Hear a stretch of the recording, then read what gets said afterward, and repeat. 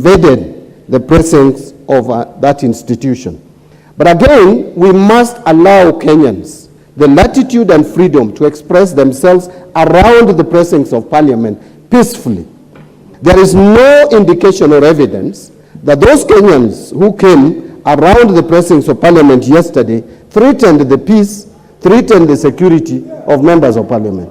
If there is that evidence, it needs to be tabled. We need to be tolerant, and as a House, I think it is a high time that we created a space. You cannot ask those who want to picket about parliamentary proceedings to go to KICC.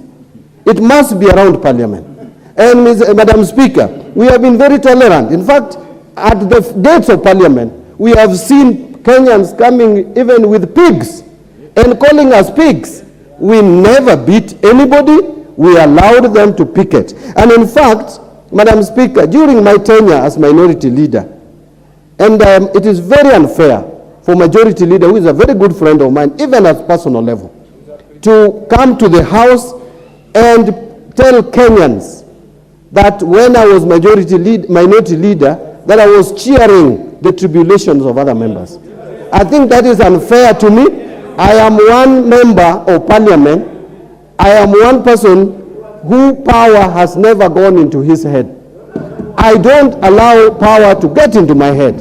And Madam Speaker, for the information of Mr Ichungwah, I don't need to prove anything as a member of Parliament for my coalition to know, or my party to know, my level of loyalty and my level of commitment towards the just cause of the people of Kenya. Yes. I have done it previously, I continue to do it, and I will do it up to the time that God has planned that I will be sitting in this House. I don't know when. So my friend, Honorable Mr Ichungwah, lastly, Madam Speaker, allow me, because he mentioned me about 3 times. He's my very good friend. And I want to persuade him again that, you know, when you get power, manage power. I